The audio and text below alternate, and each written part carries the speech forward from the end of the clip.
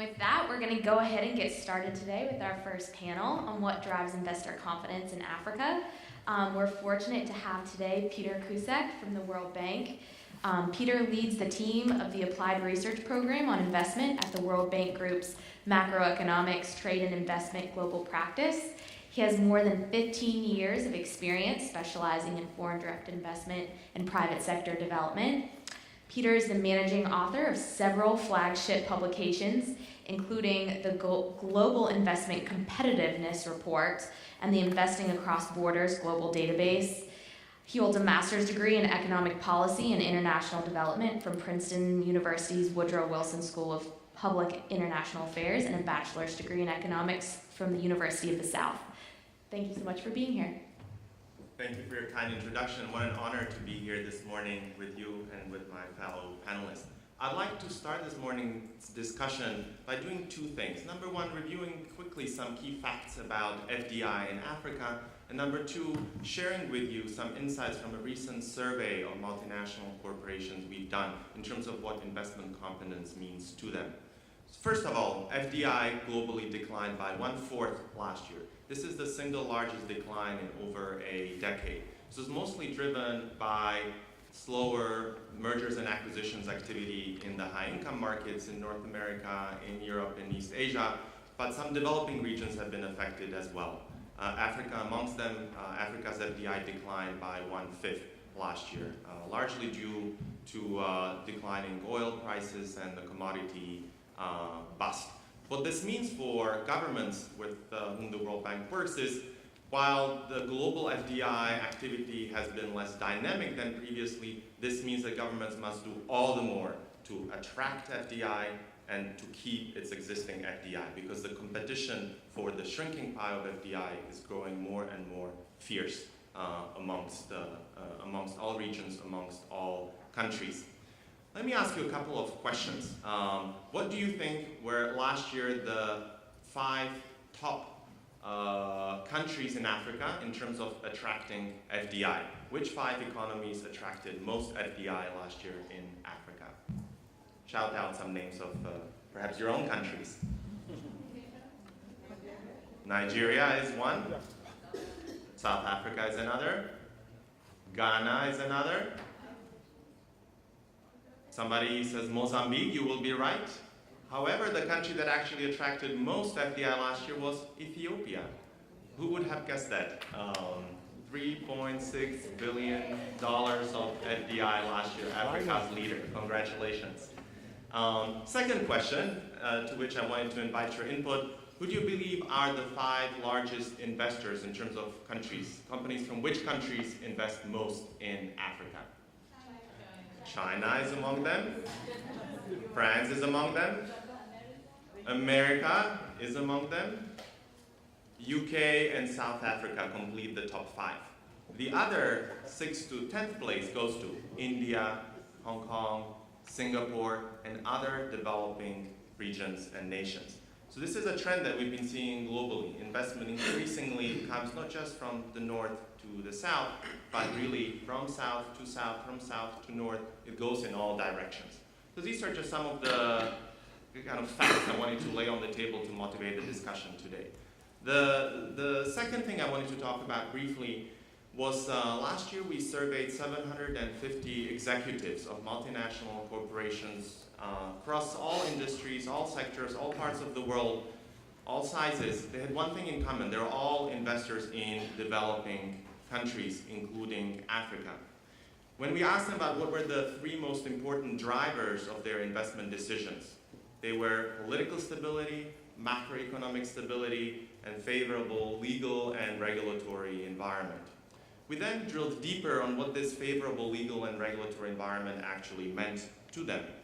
And on that list, the top 3 factors were transparency and predictability in the conduct of government agencies, existence of investment protection guarantees and their implementation and enforcement in practice, and number 3, ease of obtaining licenses, permits, authorizations, were the top 3 things. Why is this important? 3 out of 4 of these investors we surveyed say they have experienced disruptions in their operations due to political risk. political risk is something that governments have to a large degree control over. What entails political risk are delays in issuance licenses, sudden changes in laws and regulations, in rules that affect businesses, restrictions on companies' ability to transfer and repatriate foreign exchange, and other similar policy-related variables that governments control. Not only have 3 out of 4 investors we surveyed been affected by these issues, 1/4 of them have either canceled a planned investment or withdrew an existing investment. They pulled out, they divested. This is increasingly important because, as I was saying at the beginning of my conversation, we see a shrinking pool of global FDI, or at best, stagnant. So all countries are competing to attract more FDI, but the equally important part needs to be taking care of the existing FDI and investors that have come in. And if we see that 1/4 of them pull out due to what government does or does not do appropriately, that's just a big loss of what the type of investment that could have been there to help foster development in different developing regions.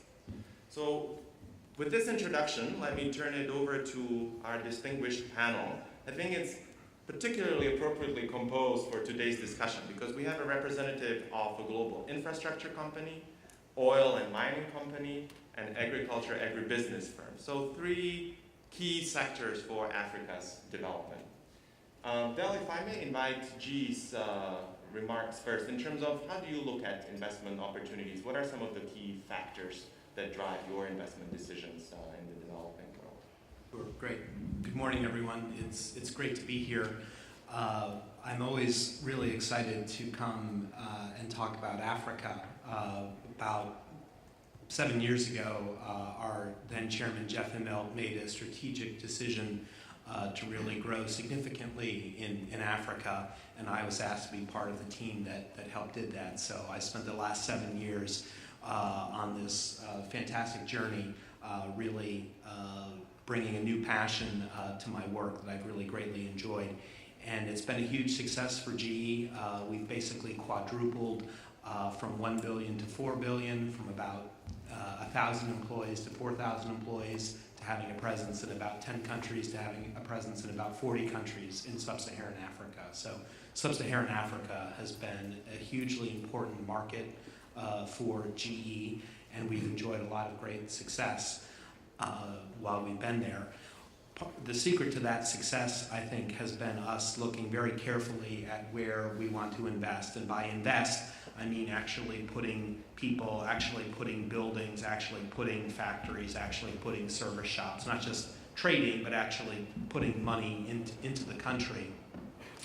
And there, all of the things that Peter's talked about are exactly the right things that you would learn in your graduate school textbook. But as a practical matter for a company like us, there are really 3 things I would highlight. The first is the size of the market. We make very big things. One gas turbine could power most of some countries in sub-Saharan Africa, and we like to sell many hundreds of gas turbines. Likewise, if you're going to have an airline, you need to be a big country, because if you're going to buy aircraft engines, you've got to have a lot of planes. These are the kinds of major projects that we get involved in, and so the size of the market is very important to us. So we're not going to invest unless the market, has the ability to sustain, billions of dollars worth of sales and opportunities. And I highlight that because there are some very large countries in Africa that obviously could support that kind of business, but many others are too small. The markets are too small. And so the key there is that these markets have to become regionally integrated. They have to become truly regionally integrated. And so size of market is important, and if you're from a small country and not a big country, that means that you have to figure out a way to reduce barriers to trade and investment with the regional economic communities or whatever it may be. But smaller countries just simply aren't going to get investment from a company like GE unless the market size is quite significant. The other piece that I would highlight is really a track record of execution. We aren't going to go to a country that can't get stuff done. You have to have a track record of actually pulling through big infrastructure projects, a track record of actually pulling through big policy reforms, a track record of actually being able to pull together the financing that's needed to support these large projects. The final thing I would highlight, and this resonates fantastically with all of you in this room, and I really do want to congratulate you and salute you for being part of this fantastic program, but it's skills. When we invest in a country, we like to work with local people as our employees. One of the things I'm most proud about the 4,000 people that we now employ in sub-Saharan Africa is over 80% of them are local hires. We don't bring expats. We want to work with local communities. We want to work with local leaders. But given the kind of work that we do, that means we need everything from vocational training to engineers to midwives to nurses to engineers to sophisticated business people. And so another key thing that we look at is how are we going to staff up locally? What does the skill set look like? And if those three things fall into place, in addition to the things that Peter has highlighted, chances are you're going to see GE there doing great things. Great, thank you, Del. Van, if I could turn it over to you, Cargill, another multinational agriculture, agribusiness. When you hear investor confidence, what does that mean to Cargill in the environment it operates? What would be some of your recommendations to governments in terms of how to improve the business environment, investor confidence? And amongst them, the single most important, what would you highlight? Thanks, Peter. So it's nice to be here with all of you today. So as Del said and as Peter said, there are macroeconomic pieces to this FDI puzzle. And for a company like us that's in food and agriculture, there's some obvious macroeconomic things, as Del said. Okay, if Cargill's in the cocoa business around the world, and we're a chocolate company and a cocoa company, and Ghana and Cote d'Ivoire produce 70% of the world's cocoa, okay, Cote d'Ivoire and Ghana are obvious target FDI countries for us. If we're a food company and China is the biggest consumer of food in the world, okay, you don't need to be an Harvard MBA to figure this out, right?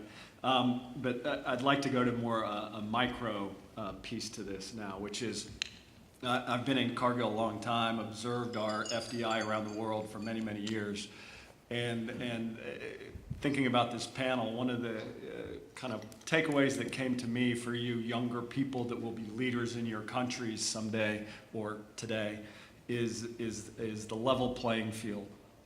We as Cargill feel like in countries where there is a level playing field, we can compete, we are interested, we will like to bring our capabilities and skills and values and everything we bring to countries where we get a fair shake. And we're not asking for better treatment than the competitor next to us, but I've seen through my time in Cargill, and I'll give you some examples here shortly, where the biggest problem for us is we are in a country or we're looking at going into a country and the playing field is not level.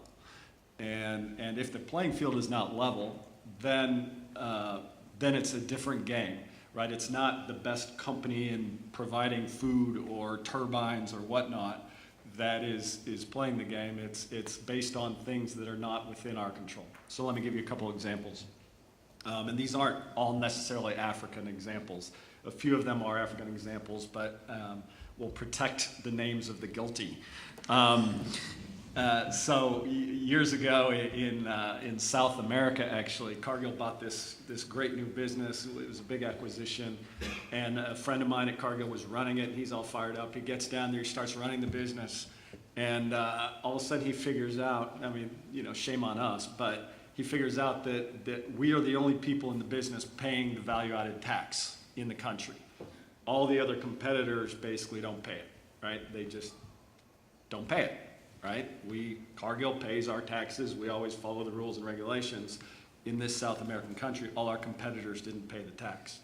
And so we were at a huge competitive disadvantage in that country. So that's the unlevel playing field. We worked with that government for a long time to try to remedy that. Another example, similar line, this is in Eastern Europe now.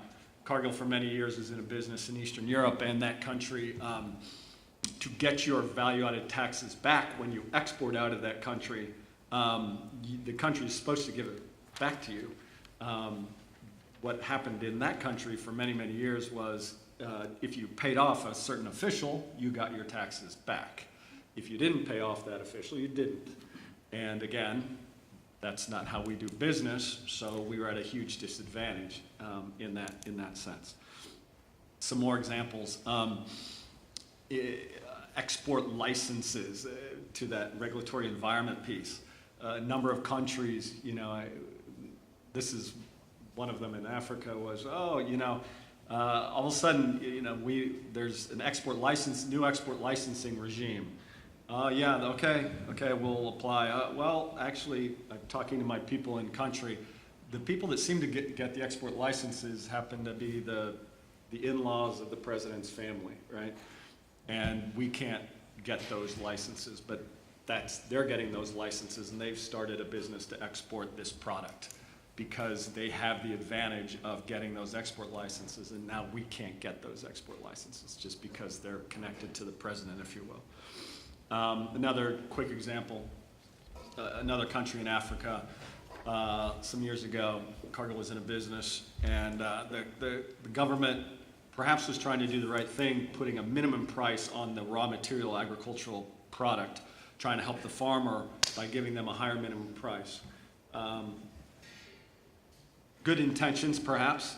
We went to the government and said, we get it, but the problem is if you put that price at that level, we can't run our processing facility and make money. We lose money.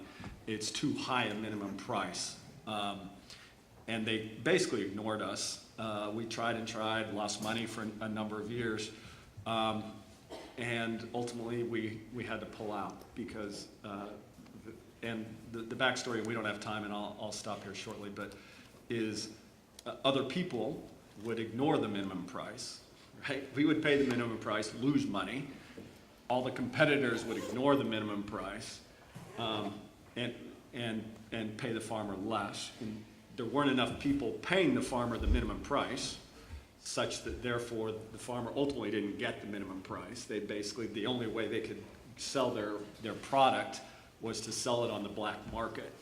And so it was, again, bad policy. So just some examples. The unlevel playing field is ultimately my point here, that basically says if you want people to come to your country and stay in your country and invest in your country, you have to make it a level playing field so it's not an advantaged game for some party, right? You want to have it be a fair game.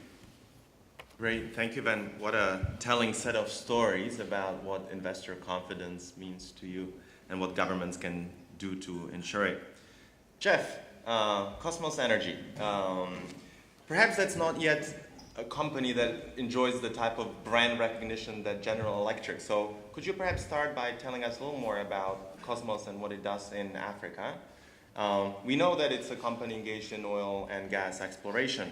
Countries that are rich in natural resources unfortunately also tend to be rich in stories of corruption and bribery. How does Kosmos operate in such environments? How does it protect itself?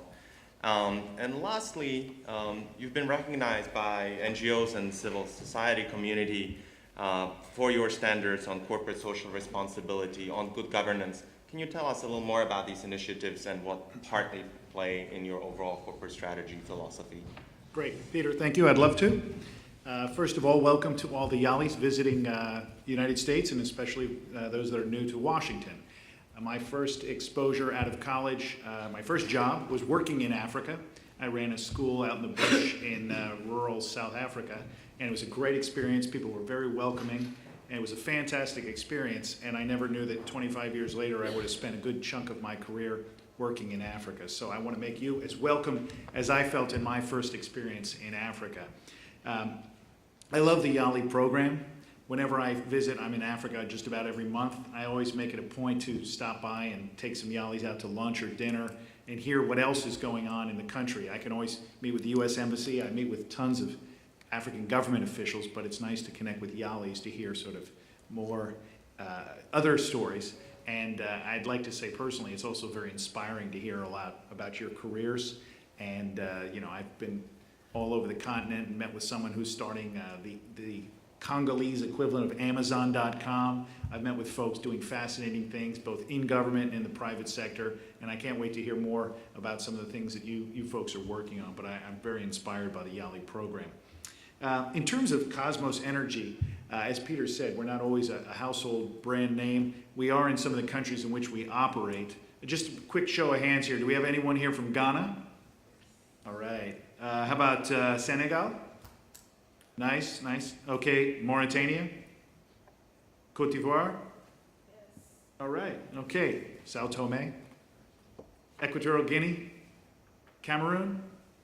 All right, great, good. Well, hopefully some of you at least have heard of Kosmos Energy, but we're a small oil and gas exploration company. And the way we operate is we'll work with the government, we'll secure some offshore blocks, we'll go in and investigate through seismic study and determine whether we think there's a possibility of oil or gas offshore, and then we will, if we find good possibilities, we will drill a well. Now these wells are not inexpensive, $150 million each, so we make sure we do plenty of research beforehand, but ultimately if we're successful and find oil or gas, we'll then bring in the bigger international oil companies, folks like Exxon, Chevron, BP, Shell, to actually come in and produce in the countries in which we operate. So in Ghana, back in 2007, we had a major discovery, and then most recently in 2015 in Senegal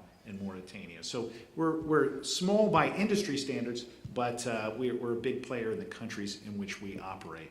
So to get to the theme for today, investor confidence, and how that ties in with our operations. When Kosmos is working in African countries, I'd like to say our industry has a perfect record for anti-corruption, but I can honestly say it's not the case. Historically, there's been challenges across our industry in terms of contract transparency, in terms of working with governments that may have less of a commitment to anti-corruption than we might like. So I think the way that Kosmos approaches this is a very modern and transparent process.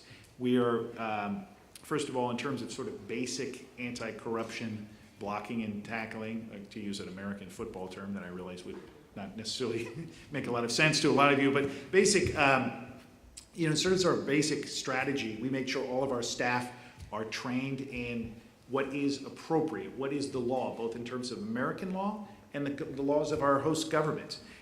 Some of that have to deal with things like the Foreign Corrupt Practices Act here in the United States, where our staff learn sort of what is allowed and certainly what is not allowed in terms of paying government officials, in terms of our own on-the-ground operations. So that's sort of at the granular level, but also in terms of our investor confidence and in terms of moving, in increasing the confidence of the governments and the societies in which we work, we're very committed to contract transparency.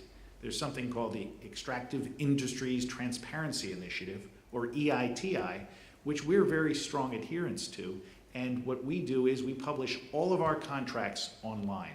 This is not very well done or not very widely done in the oil and gas industry, but we believe that contract transparency is fundamental to confidence for those countries in which we're working and as well as our own investors. Now, I will say, the argument from other oil and gas companies is it puts you at a competitive disadvantage when other companies and other governments see what we're paying for our contracts in different countries. But we believe fundamentally that transparency is key to our operations and it's key to confidence for the societies in which we work.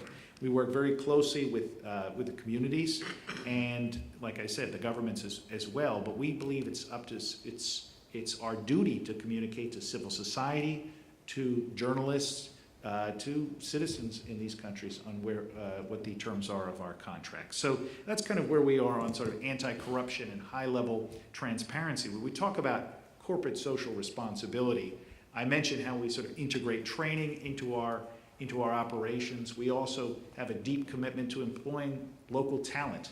In Ghana and Mauritania, 100% of our staff are African. And I think this is just fantastic because 10, 20 years ago, the industry was very much staffed by expats, and we're really seeing a transition to African capacity in the countries in which we operate. And we make a deep commitment to training individuals in our communities so that they may not have the skill set now, but we're in for the long haul. When we come into a country, we know we're going to be there for ideally 10 or 20, 30 years. So we like to make an investment in that community. So corporate social responsibility takes the form of local capacity, takes the form of working with local communities to assess their needs and work on sort of investing in those sectors. We're an oil and gas company, but in Ghana, we found that the local communities were very interested in agriculture.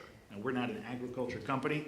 I'll leave that expertise to Cargill and other friends in that sector. However, it was made clear to us that the future, the president of the country and a lot of the advisors for the local communities in which we operated said, we'd like some expertise in this sector. So here's Kosmos, an oil and gas company, and we created something called the Kosmos Innovation Center, which was there to encourage entrepreneurs that are looking to involve the latest technology in the agricultural sector, and we created an incubator where they could come and not only learn about what's being done in other parts of the world, but learn how they themselves could produce and generate new ideas and then take those ideas forward in an innovative way. We've given out $350,000 to individual groups that are moving these projects forward, and I was there last year for the award of the organization that won the Kosmos Innovation Center grant.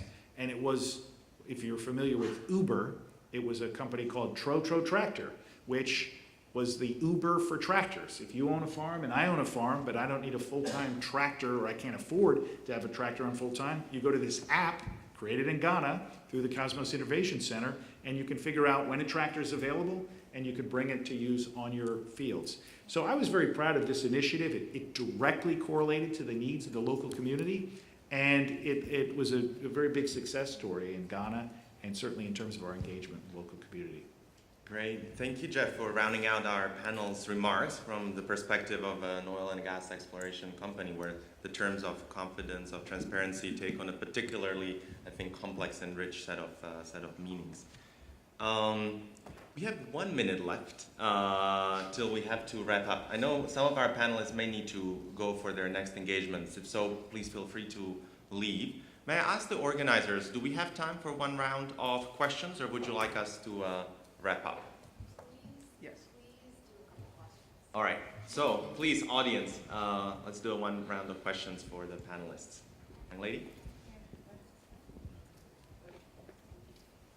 Okay, thank you for the very insightful discussion. I have two questions, one for Van and one for Jeff. Yeah. Okay, so will there ever be a level playing field in Africa? Because if you look at the political climate and the economy in Africa, I don't see that happening. But does that actually mean that you never get to invest in Africa? Or there's a way you can invest, without compromising on your values? Okay, I'll take that. So the corollary to the examples that I gave, which I would also say to this audience, is the critical thing of these governments. Cargill understands, and I understand that there's not necessarily perfection out there, right? There's going to be problems. There's going to be challenges in these countries. And the key point there is, how does the government respond, right? Obviously, if the government is part of the problem, there's less likely, they'll be proactively helping. But sometimes some of the examples I gave, it wasn't the government that was creating the problem. It's a private sector actor, or it may even, it's just something that came up. So the question is, when Cargill goes and talks to Minister of Economy or President Y or whoever and says, we've got this problem, this is what's going on, they're not paying value-added tax, or whatever, what does the government do? we've got examples around the world where the government steps up and legitimately works with us and tries to solve the problem and does solve the problem. In those cases, obviously there's a little tick, if you will, in the brand of the country that says, my gosh, okay, this country is serious about investment. They're serious about helping a company navigate through these issues. And that's hugely important. Then we've got other countries, you go in, you talk to them, you explain the situation, they basically say, oh yeah, thank you, that's great, we'll work on it or whatever. That's also the message, and we see that. So we see both examples. And so for you all as current government leaders or future government leaders, I would urge you to create mechanisms to interact with key investors, because the investors get the fact that it's not going to be a perfect market, right? We get that. But you have to be able to engage with us in an honest way and try to work on problems. Thank you. So my question for Jeff, who ensures that your organization is transparent? I like the way you talk about transparency, but we visited the Government Accountability Office a while back. I don't know if they are the ones who ensure that your organization stays transparent, because what could be transparency to you, to the African market, might still be a little murky. So we need to know. Thank you. No, and it's a very good question. I think, transparency requires an educated consumer of that transparent product. We publish all of our contracts online, but some of them are very detailed, so I think your average person reading them may not understand them. And that's why I think there's a combination of factors that lead to the recognition of the transparency, or sort of the application of that contract standard. So if you've got a government officials who are interlocutors, they need to have a certain level of capacity to understand the contracts. I think historically that's been a challenge, both in terms of the ability of people in countries to get that training, and also keeping those people from being poached by companies. If you have very talented government officials in the oil and gas ministry, they may be very attractive to industry, and the government may end up losing those valuable talents. So I think it's important for there to be capacity at the government level, at the ministries, all across the board of sort of the technical interlocutors for the industry. I think journalists, you have to have educated journalists that understand the industry. One of the things we do when we go into a country is brief journalists, especially economic-focused journalists, on what the oil and gas industry is about, and about why we're doing what we're doing, and have them ask questions. And some of them may still write very critical pieces of our operations, but it's best for them to understand. And then when I talk about contract transparency, it's good for them to understand kind of what goes behind these contracts, so that they can understand what the deal is with the government. And I will say a lot of it comes to the accountability of the government itself. When you've got governments that are more democratic, that are more accountable to their citizens, it's much more likely that they'll be able to take that information and be able to negotiate the best deal for the country. Maybe not necessarily for the individual negotiating it, but to make sure that the wealth and the resources that come out of these natural resources can trickle down to citizens across the board. So I think having capable government officials that are accountable to their citizens is a huge part of it. Journalists, a huge part. I would say also the U.S. government and multilateral institutions pay great attention to the oil and gas industry as well. And I think it's important that no matter what the company is, it maintains international standards of transparency and good governance and environmental protocols and things like that. So there's a host of things, but there's a lot of stakeholders in this game. Thanks for the question. So let's take a couple of questions maybe, and then we'll wrap up. Okay, I'm Clifford Conte from Cameroon. So I'm sure we all know that some African countries have gone through a resource curse. Most often than not, where the oil is and where the resources are, the conflict follows. And you've spoken a lot about the investment security, and you've spoken about political stability. And you gave us pretty examples of social corporate responsibility, corporate social responsibility, sorry. And I want you to tell me what you're doing about corporate political responsibility, because I think that one of the most important takes that you should have as investment and as investors of Africa is political stability.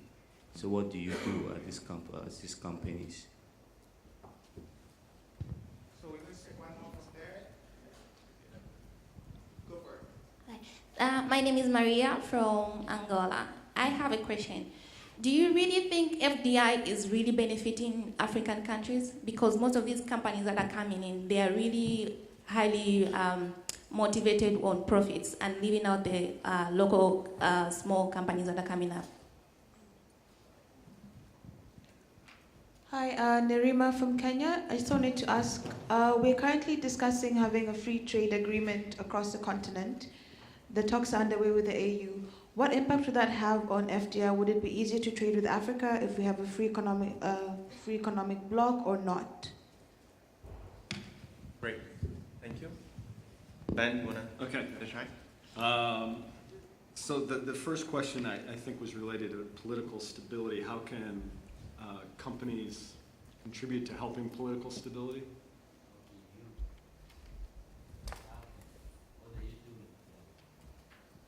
Yeah. It's important that companies, we're not there for political reasons, right? In many markets, right, there's always this pull and a tug between, okay, Cargill, do you support President X or Y or Z? And basically our answer is we're here to do business. We're not here to support President this or President that or candidate this. That's not our role. Our role is to try to help whoever is in government succeed, and we will say the same thing to whoever it is. Cargill today, as an example, is fairly out front on the trade policy in the United States, right? That whoever is the president, we're going to say we believe in open market and free trade and we don't believe in tariffs, right? Today, that's not the current policy of this administration. But we're going to say the same thing. We're going to say the same thing. In terms of does FDI really help countries? I think it's a complex question. I think the short answer is yes. I think one of the speakers at the front, I think, made the comment that jobs don't just happen, right? I always love a guy named Jack Kemp, who used to be very involved in Africa. You guys are probably too young to know this. He was a U.S. Government leader. And I was in a forum like this once, and he came up and he said, it always makes me laugh or drives me crazy because we sit around rooms like this and people criticize, business and investment and all this, and then I look at them and I say, how are they going to actually have any income? How are they going to have any jobs? The only way to get jobs is to have successful businesses. And that's the way. Now, is it a perfect model? Definitely not, right? And you want to have broad-based economic growth and broad-based investment, not just by big foreign companies, right? You want the small, starter businesses to thrive as well, but also you don't want to not have the big companies. You want all of that, right? That's what makes a strong economy, right? And that's how you're going to create jobs, right? You want Cargill to make money in your country. You want your small entrepreneur to make money in your country, right? Now you must demand that the big company and the small company do it ethically with integrity in the right way and care about corporate social responsibility and contribute to a stable country, but that's what you want. Quickly on the FTA, yeah, I think larger regional blocks that are efficient trading zones are a good thing, right? To the extent that countries or regions can consolidate into areas that are more efficient, that's a good thing. Just one quick example: Cargill's in the meat business in Central America, and one of the strategic approaches there was the fact that we viewed Central America as a common market rather than, okay, we're going to sell chicken in Costa Rica, right? No, we're going to have a chicken business for Central America. And that became more interesting than, okay, should we invest in chicken in Costa Rica? And Jeff, and any concluding remarks as well, if you can wrap it up in one set of observations. In one line. Okay, great. Well, I'll tackle the political stability question because it's something that we grapple with in every country in which we operate, and especially when we're going into a new market. First of all, as you noted, coming from Cameroon, I mean, we're an oil and gas company. We go where the oil and gas is, so we can't always pick and choose our markets that way. But I will say that we make a decision as a company to be as good of a company above the ground as we are below the ground. We're very good at finding gas and oil, but we want to make sure that we're operating as well above the ground in terms of our operations, our good governance, our commitment to transparency, make sure that we're good above the ground as below the ground. And what that means is there are countries where we may see potential for oil and gas, but we are not comfortable with the political situation there, and we may not go in because of that. And there are companies that make a decision to go in still, and that's their individual decision, but I think as a company, we have to make sure that we're comfortable working in the environment in which we're the host government and the communities. Now that said, we do feel that there's a part, as Van said, we're not there to pick and choose winners. We're not there to engage in the political environment. However, we feel like we need to do our part as good corporate citizens. And that's where I think coming in on the corporate social responsibility side, we see if we have a government leader who says, okay, you're going to come in and you're going to write checks for X, Y, and Z, that's not really the way we operate in terms of our corporate engagement, our social engagement. We have a very comprehensive program where we actually work with the local communities in which we operate and assess what their needs are. We work with the government, but if the government says just write us a blank check for $5 million to do X, Y, or Z, or not even tell us what they want it for, we will push back and say, look, we need to make sure this is what the local communities need. And I think that goes to political stability in terms of addressing the needs of the citizens, and that's really the extent to which companies like Kosmos can engage and drive forward sort of good governance in the communities in which we operate. So thanks for the question, and thanks all of you for having us here today. Great. Thank you, Jeff. And just to conclude from my perspective, and perhaps also to respond on the question on the relationship between FDI and development and the motives of foreign companies in developing countries. For all developing countries as a whole, foreign direct investment is the largest source of international finance, larger than international assistance from the World Bank and other assistance partners, larger than remittances, larger than portfolio investment. It is simply the largest source of foreign finance. Number two, FDI not only brings foreign capital, it brings skills, it brings technology, it brings know-how. So our own research shows that FDI creates new jobs. But not only are these new jobs, they are jobs that typically pay better than local jobs, are typically jobs that are at a higher skill level, so equip the employees with new knowledge, with new insights, with new way of operating as an employee, and those skills can then be transferred when the employee leaves to another company, to the government, to the non-profit sector. FDI connects local firms as suppliers, as subcontractors to regional or global value chain, and such drives diversification, upgrading, innovation of the economy. There isn't a single country in the world that developed without FDI. FDI is simply a critical component of countries' economic development. So today from our panel we heard powerful stories of the role of transparency, of the role of accountability, fairness, non-preferential treatment of companies, but also the importance of investing into building staff, training staff, engaging with the civil community in the countries in which they operate. And this is all under kind of a framework of how to build greater investor confidence for more investment. My last kind of departing thought I'd like to leave you with is something that we see in the markets where we operate as the World Bank is so much attention focused on attracting new investment at the expense of taking care of existing investment. 1/3 of investors reinvest all of their profits back into the subsidiary. More than half of foreign investors that we've surveyed invest majority of their profits back into the economy.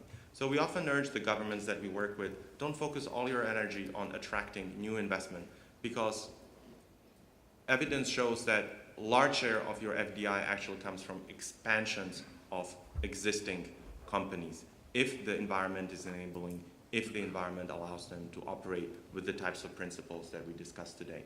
So thank you again to our panelists and to all of you for this session.